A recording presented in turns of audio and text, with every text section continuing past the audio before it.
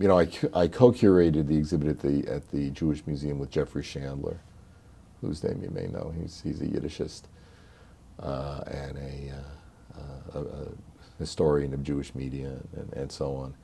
And we had an idea for a follow-up show, which I don't know. I don't want to say it was like too Jewish for the Jewish Museum, but it was. They didn't really, we wanted to do something on specifically on Yosel Cutler. He was and Zuni Maud.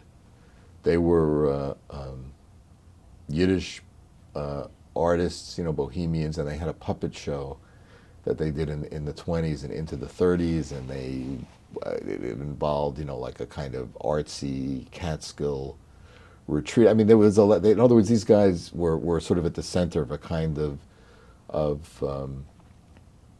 left-wing bohemian Yiddish culture that existed, between the wars. And we wanted to do something, like to focus on that, use them as a way to like put a light on this culture, which we felt was like insufficiently, known about and appreciated.